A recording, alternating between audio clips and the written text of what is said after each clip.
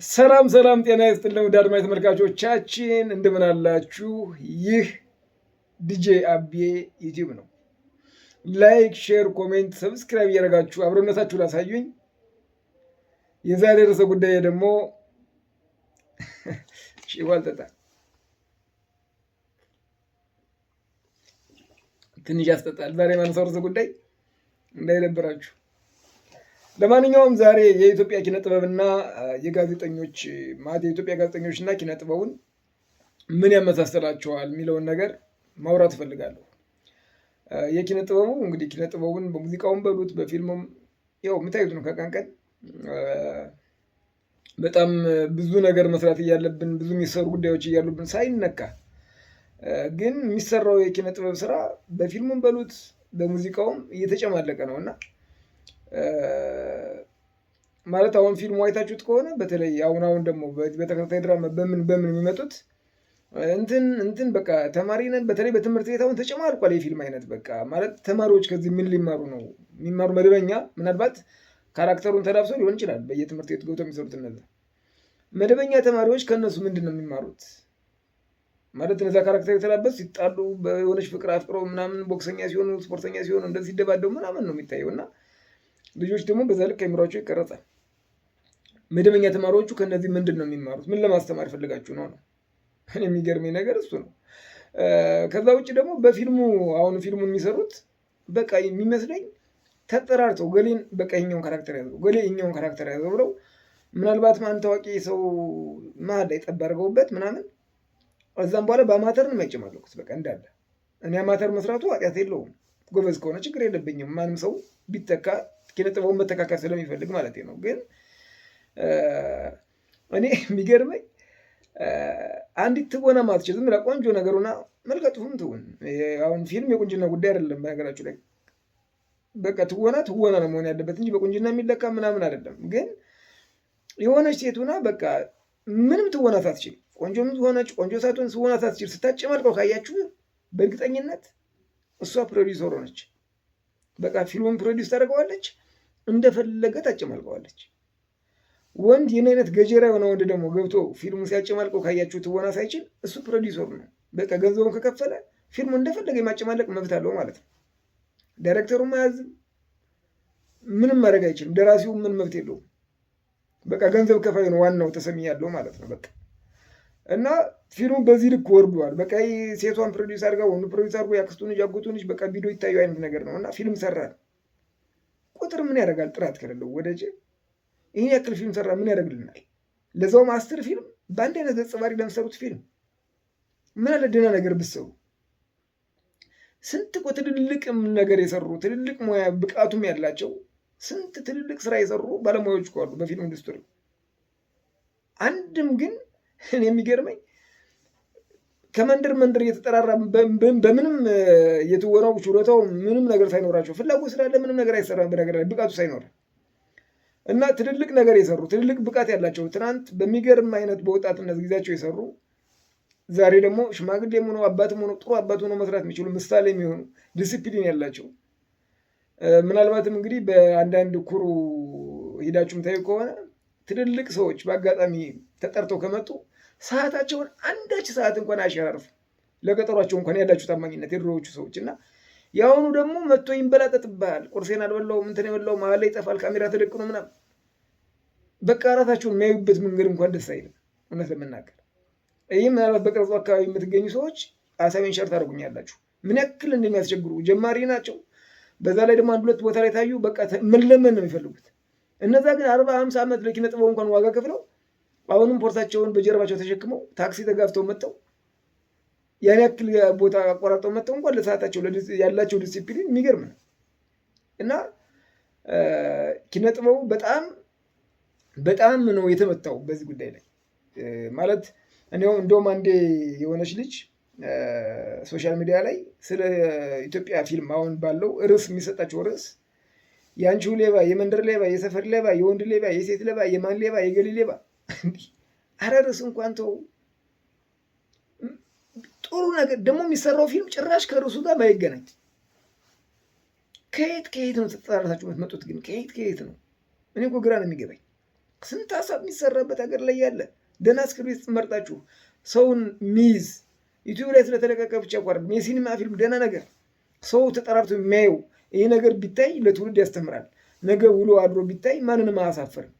ትውልድን ያስተማረ ይቀጥላል የሚባል እንደው አንዳንዴ እንኳን በማህደር እንኳን የሚቀመጥ አይነት ነገር ብትሰሩ ምን አለበት?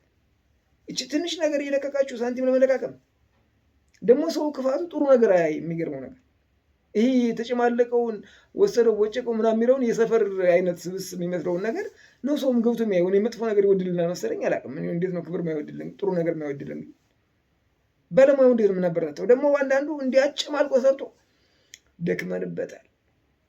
ምን የደከምክበት በእግዚአብሔር ስም በማጨማለቅ ነው። ደግሞ የፊልም ስራ በባህሪው አድካሚ ነው፣ ምንም ጥያቄ የለውም። አንድ ሲል ለመቅረጽ የሚጨርሰውን ሰዓት ያውቀዋል ባለሙያው። በደንብ ቅርበት ያለው ባለሙያ ምን ያክል መከራ እንደሚታይ ይታወቃል። ግን ተዋናዩን ከካራክተሩ ጋር ለማግባባት ለማዋደድ ምን አይነት ድክመት እንዳለው ይታወቃል። ግን አንድ ገጸ ባህሪ ከሰራ የሆነ ሰው ከታወቀ ማንም ዳይሬክተር መድከም አይፈልግም። በዛው ልክ ነው የሚሄድበት። በቃ የሆነ ሰው አፍቃሪ ሆኖ ከሰራ ሁሌም አፍቃሪ ነው፣ ምንም ጥያቄ የለውም። የሆነ ጊዜ ተደባዳቢ ነው ከሰራ በቃ ፊልም በሰራ ቁጥር ተደባዳቢ ነው። ዳይሬክተሩ በአዲስ መልክ መምጣት አይፈልግም። ያን ገጸ ባህሪ አላምዶ እንደ አዲስ ቀርጾ መምጣት አይፈልግም። በቃ እዛ ምን ያስቡ ደግሞ የድሮዎቹ ትልልቅ ስራ የሰሩ ሰዎች እንዳይቀርቡ ዋጋቸው ውድ ሊሆን ይችላል ምናምን ይላል። ገና ሳያውቃቸው አንድ የሆነ ሰው ውድም ተከፈል ምንም አምጥቶ ያመጣና እዛም በኋላ በቃ ይሄ እኔ አንዳንዴ ፊልም በፊልም ሙያ ውስጥ ሁሉም ሰው ፊልም መስራት ይፈልጋል። የፈለገው ሰው ሁሉ ይሆናል ወይ እኮ ነው ጥያቄ። ገብቷችኋል አባባሌ? ግን ሙያተኛ እንደ ሙያተኛ ነው መከበር ያለበት እንጂ እንዲሁ በዘፈቀደ ሳንቲሙ ስላለ ፕሮዲስ አድርገህ የምታጨማልቀው ሙያ አይደለም። በቃ ሳንቲሙ ካለ ፕሮዲስ አድርግ፣ ባለሙያዎችን አሰራ፣ የሚገባቸውን ሰዎች። ከዛ ውጭ ይህ መቼም ያው የሀገራችን ጉዳይ ይታወቃል። በማንኛውም ማህበረሰብ ሀብታዊ ክፍፍል የሚባል ወይ ደግሞ የሀብት ትክክለኛ ፍትሃዊ ክፍፍል የሚባል ነገር የለም እና እኔ በመዘጋጃ ቤትም በሉት በሀገር ፍቅር ቲያትር፣ በብሔራዊ ቲያትር፣ በትልልቅ ቲያትር ቤቶች 50-40 ምናምን ዓመት ያገለገሉ ትልልቅ ሙያ ያላቸው ሰዎች እንደው ማለት ሁላችን ነው እንግዲህ በዛ አካባቢ ስንሄድ እናውቃቸዋለን። ቲያትር የሚያይ ሰውም ያውቃቸዋል። አብዛኛዎቹ መኪና እንኳን የላቸው፣ ትልልቅ ስራ ሰርተው በጣም ትልልቅ ሙያ ያላቸው ግን በእግራቸውን ሲኳትኑ ታገኟቸው፣ ፖርሳቸውን ተሸክሙ። እንደውም እንደዛም ሆኖ አንዲት ደቂቃ ቀጠሮ አይሸርፍም። ቅድም እንደነገርኳቸው በቃ ለሰዓታቸው ነው የሚሞቱት። ምንም ነገር እንትን አይሉም። እንደዛም ሆኖ ግን ያሉበት የኑሮ ሁኔታና አሁን ደግሞ ኢንዱስትሪ እንዲህ ጭምልቅልቁን ያወጡ ሰዎች ደግሞ ያሉበት የኑሮ ደረጃ ሰማይና ምድር ነው። እውነት ለመናገር ቆይ ኪነ ጥበብ ሲያጨማልቋት ነው እንዲህ ዋጋ የምትከፍለው? ማን ነው አሽቀባጩ? ጊዜው ነው? ኪነ ጥበቡ ነው? ኪነ ጥበብ መቼም ተሽቀብጣለች ብዬ አላስብም። እኔ ምንድን ነው ነገሩ? የሰራ ማይከበርበት ማይበለጽግበት፣ የሚያጠፋ ደግሞ ከፍ የሚልበት። እኔ አሁን ትናንት በዩቲዩብ በሶሻል ሚዲያ የሚያደነቁኑ ሰዎች በሆነ አጋጣሚ ታክስ መሰለፍን ተውት፣ ካፌ ላይ እንኳን ቁጭ ብሎ ካየችዋቸው ሁሉም ሰው ተጋፍቶ ፎቶ ይነሳል። እነዚህ ሁሌ ግን ዴቱ ላይ ትልልቅ ስራ የሰሩ ሰዎች ዴቱ ላይ እኛ ጋር ስለሚውሉ በየታክስ ስለሚጋፉ ግን ልክ እንደ ቤተሰብ አይተናቸዋል። ማንም እንደታዋቂ ሰውም አያቸውም። የሚገርም እነዛ ግን ፊልሙን ያጨማልቁታል። በመኪናቸው ወደ ቤት ይገባሉ፣ በመኪናቸው ወደ ስራ ይሄዳሉ።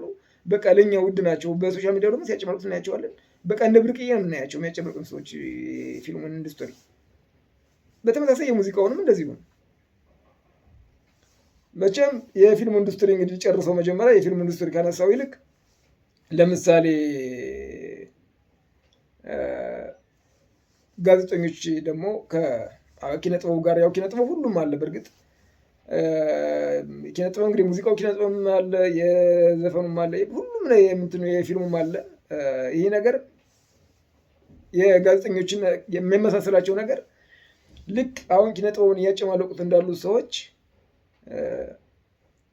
ጋዜጠኝነትም እንዲሁ ተጨማልቋል። ዲሲፕሊኑ አሁን ታዋቂ ሰው ስለሆነች ብቻ ጋዜጠኛ የምትሆንበት መንገድ መጥቷል። በቃ የፊልም ጋዜጠኝነት እኮ የራሱ ዲሲፕሊን የራሱ ትምህርት አለው አይደለ? ምንም አይነት ጆርናል ሳይኖራት ዘለ ታዋቂ ከሆነች የሆነ ሸዋ አዘጋጅናት። በቃ ምንም ስለ እንግዳው ክብር አታውቅ፣ የምታቀርበውን እንግዳ አታውቅ፣ የምጠይቀውን ጥያቄ አታውቅ።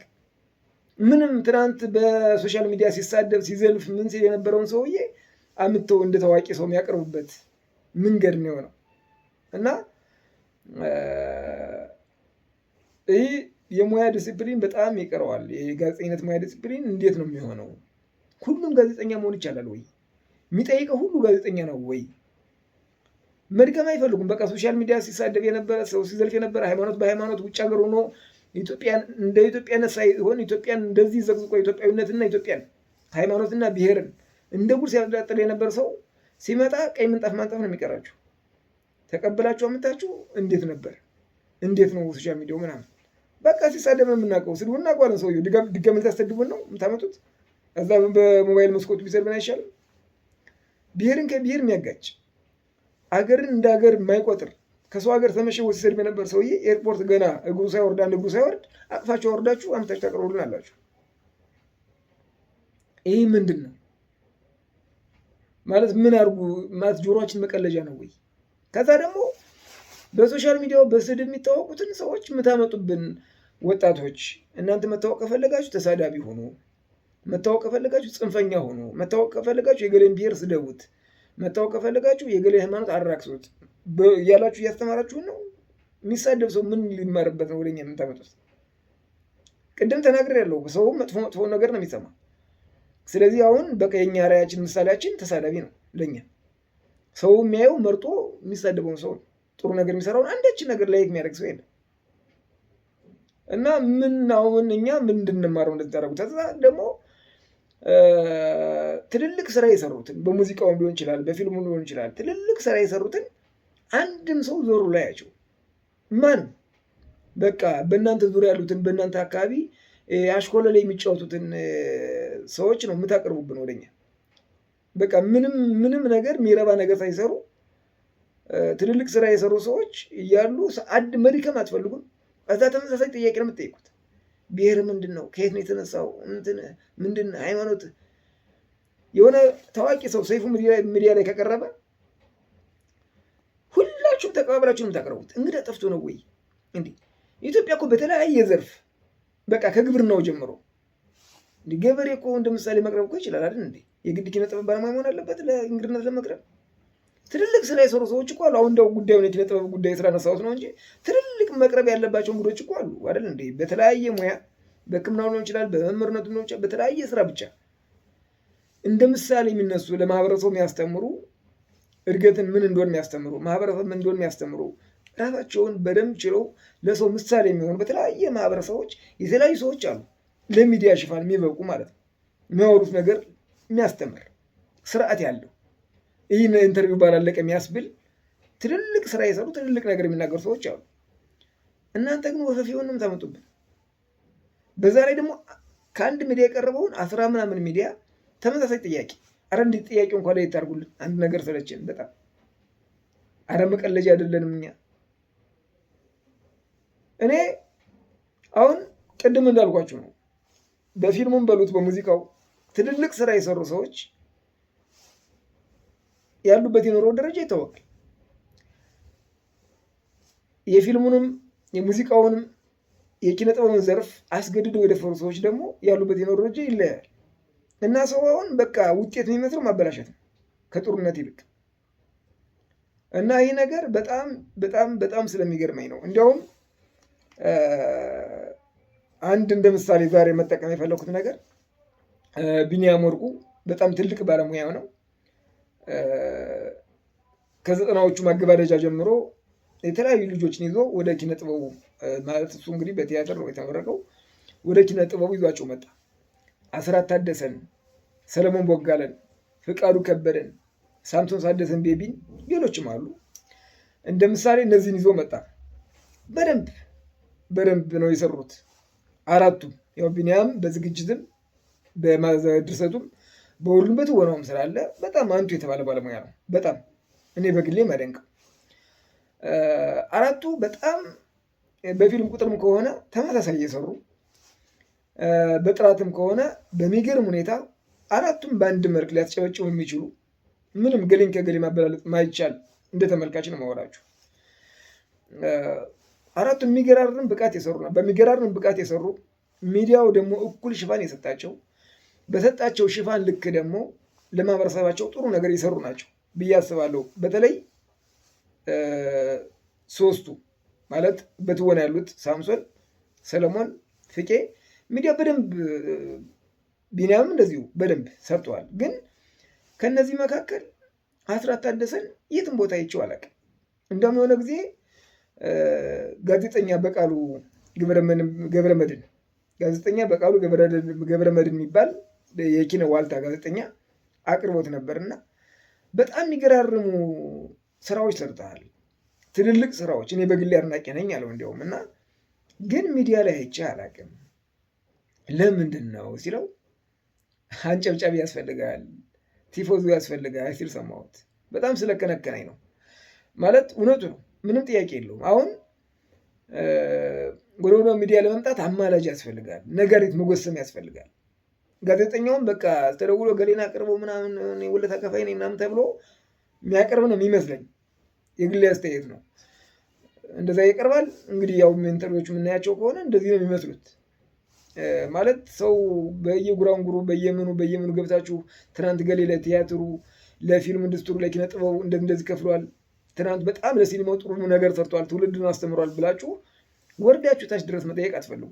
በቃ በየዙሪያችሁ የሚከባችሁን ሰው፣ በስልክ በአማራጭ የሚነገራችሁን ሰው ገሌ እንዲህ ብሏል ወይ ደግሞ ከሆነ ሚዲያ ስለተለያያችሁት ብቻ በቃ እንዲህ ብናቀርበውማ ሚዲያችን እንዲህ ሽፋን ይሰጥልናል ምናምን ብላችሁ ስለምታስቡ ነው የምታቀርቡት እንጂ ትናንት እንደዚህ ሰርቷልና እንዲህ ያደረገውን ሰው የተረሳውን ሰው ቢመጣ ሰውን ያስተምራል ምናምን ብላችሁ መድከም። ካሜራ ይዛችሁ የት ነህ? መቅረጫችሁ ይዛችሁ የት ነው ያለኸው? ትናንት እንዴት ሰርታል? አሁን የት ነው ያለበት? የኑሮ ደረጃ እንዴት ነው? ትናንት ለማህበረሰብህ ጠቅመሃል፣ አሁን የት ነው ያለው? ማንም አይልም። ማለት በቃ ይህ ሚዲያዎች ፋር አንድ ጥያቄ ለምጠየቁብን ነገር የቀረበውን ነው የምታቀርቡልን። እዛ ደግሞ ያው ቅድም አስራት እንዳለው አማላጭ ካለው ነው መሰለኝ የሚቀርበው እንጂ ማንም ሰው ሽፋን ሰጥቶት አያውቅም። እኔ የሚገርመኝ አሁን ለአስራት ታደሰ እንግዲህ እነዚህ የአራቱ ባለሙያዎች እንደ ምሳሌ ስላነሳኋቸው ነው። እነ ሰለሞን እነ ቤቢ ሁሉም ሚዲያ ሽፋን ስለሰጣቸው ለማህበረሰባቸው ለሀገራቸው በጣም በጎ ነገር ሰርተዋል። ሚዲያው ሽፋን ስለሰጣቸው። ሚዲያ ሽፋን ሳይሰጥህ እውቅናውን ሳይሰጥህ ምንም ነገር መስራት አትችልም። የፈለገ ታዋቂ ሰው ብትሆን ምንም ማድረግ አትችልም። አንዳንዴ እውቅናም እኮ መልካም ነገር ለመስራት ትልቅ ነገር ይጠቅማል። ያ ደግሞ ትልቁ ሽፋን የሚሰጠው ሚዲያ ነው። እነዚህ ባለሙያዎች አንዳንድ ቲቪ በከፈትን ቁጥር ጋዜጠኛ እስኪመስሉን ድረስ በየሶሻል ሚዲያው እናያቸዋለን፣ በየቴሌቪዥን ቻናሎች እናያቸዋለን። እንዲህ ጋዜጠኛ ሆነ እንዲህ መደበኛ እስክንል ድረስ ማለት ነው። አስራት ታደሰ ግን በእነሱ ተመሳሳይ በእነሱ ብቃት በእነሱ ደረጃ ጀምሮ ትልልቅ ነገር ሰርቶ 46 ፊልም እኔ እንኳን ማቀው ሰርቶ አንድ ነገር እንኳን ማይባልለት ሰው ስታይ ደግሞ ይገርማል። እሱን ይህን ያክል ፊልም ሰርቶ ነገር መቼም ማንም ሰው የሚሰራው ተደብቆ ለመኖር አይደለም፣ ለመታወቅ ነው። ማለት ሰው ወደ ፊልም ሲመጣ፣ ወደ ኪነጥበብ ሲመጣ፣ ወደ ምን ሲመጣ ስኬቱ ብዬ ማስበው መታወቅ ነው አይደለ? ይህ ሁሉ ነገር ሰርቶ ካልታወቀ ምን ያደርጋል ወደ ፊልም መምጣት? ምን ያደርጋል ወደ ኪነጥበብ መግባት? ስለዚህ እኔ አሁን ብዙ ጊዜ እኛ ጋር የተለመደ ነገር አለ። ማንም ሰው ሳለ ቼክ አይደረግም። ሲሞት ግርግር ይፈጠራል። በቃ የሶሻል ሚዲያ ያሉ ገር የሞተ ይህን ያክል ሰርቷል፣ እዛ የሰራውን የቆራረጣችሁ ለእናንተ ሶሻል ሚዲያ ማሞቂያ ይህን ሰርቶ ነበር፣ ይህን ብሎ ነበር፣ ይህን ብላ ነበር ከሆነ በኋላ እንዲህ አረ ነውር እኮ ነው በጣም ሳለ እኔ ተሞክሮኝ ብሎ ሳያወራ የሞት ተሞክሮ ላይ ወደኛ ታደርሱብናላችሁ። ከሞተ በኋላ እንደዚህ ብሎ ነበር፣ እንደዚህ ብላ ነበር፣ እንደዚህ እንትኑ ብሎ ነበር አይደለም፣ ስራውንም ታሳዩን ብሎ ነበርማ ቢያንስ ኢንተርቪው ያስፈልገዋል። እና እንደዚህ በዚህ ልክ መናናቅ ብዬ ነው የማስበው። ማለት አሁን ቲፎዞ ቅድም እንደተባለው አሁን ለአስራት ታደሰ ስራው ከቲፎዞነት በላይ ስራው እኮ ተለምኖ እንኳ የማይገኝ እንግዳ እኮ ነው። ቢለመኑ ሁሉም ያንሰው ነው ከሚሰራው ስራ አንጻር ነው። እኔ አሁን የአስራት ታደሰ ደጋፊ ወይ ደግሞ የግል እንትኑኛ አይደለም፣ ግን ሰው በሰራው ልክ ለምን አይመሰገንም? እኛ ትናንት የረባ ነገር ሳይሰሩ ከፊታችን ኪነ ጥበብን በራስ እንትኗ ደፍተው በየሶሻል ሚዲያ ነው ሲበጠብጡ የሚውሉ ሰዎች እያሉ ትልልቅ ነገር የሰሩ ሰዎች ግን ለምን ተደብቀው ይቀራሉ? በዛ ላይ ደግሞ እኩል የሰራውን ሰው ለምን እኩል አይከበርም? እኩል ሰርቶ ሰው እንዴት እኩል አይመሰገንም? እኩል አይከበርም? ገሌ ከገሌ ቅድም እኮ እነዚህ አምስቱን እንደምሳሌ ያነሳኋቸው እኮ እኩል የሰሩ ሰዎች ስለሆኑ ሚዲያው እኩል እንዴት አይሰጣቸውም ነው። እኔ አንዱን ከአንዱ ማበላለጥ አይደለም፣ ለሁሉም ክብር አለኝ። ምንም ጥያቄ የለው። ግን በዚህ ልክ ወርደን በጣም መንደር ውስጥ ገባን እውነት ለመናገር እና አሁን ሀሳባችን ውስጥ ጉራንጉር ውስጥ ሆነ። በቃ ምንም እንትን የለም። በቃ ይሄ ቤተ ዘመዱ ነገር ሆነ ጉዳዩ። በዚህ ልክ ባይሆን ጥሩ ነው ማለት እኔ አሁን በጣም ይቅርታ እንግዲህ ስሜታዊ ሆንኩ መሰለኝ። ይቅርታ አድርጉልኝ እውነት ለመናገር ይሄ ምናምን እናንተ ሸር የምታደርጉት ሀሳብ ከሆነ እናንተ አስተያየታችሁን ሸር ታደርጉ ትችላላችሁ። ማለት እኔ በጣም ትዝብቴ በዚህ ልክ ስለሆነ ነው። ከዛ ውጭ ግን ሰው በሰራው ልክ መመስገን አለበት ብዬ አስባለሁ። ማንም በሰራው ምንም የሆነ እንግዲህ ምን በበላ ነው የሚባለው፣ አይጥ በበላ ዳዋ ተመታ የሚባለው አለ። ጥሩ ሰዎች እንዳሉ አውቃለሁ። እንግዲህ ሁሉም ጀምዬ ባንድ እየወቀስኩ አይደለም። ጥሩ የሚደክሙ ጋዜጠኞች ደግሞ በቃ በጣት አንድ ሁለት ስትላችሁ የምትቆጥሯቸው ትልልቅ ነገር የሰሩ ሰዎችን እየፈለጉ የሚያቀርቡ ውለታ የሚከፍሉ እጅ ከምን የሚሉ ትልልቅ ጋዜጠኞችም እንዳሉ አውቃለሁ። በዛው ልክ ደግሞ የሚያበላሽ ሰዎች እንዳሉ አውቃለሁ። እዛ ውጭ ግን ያው ሁሉን ጀምዬ ማለት አይደለም፣ በአመዛኙ ነው እያወራሁ ያለሁት። ለማንኛውም እንግዲህ ኪነ ጥበብም ሆነ ሌላ ስራ ዘርፍ እኩል የሰራውን ሰው እኩል የምትከፍል ያድርግልን። ሀገራችን ዘመናችን ሀገራችን ሰላም ያርጋት፣ ፍቅር ያምጣ። ሰላማችሁ ይብዛ። ሰላም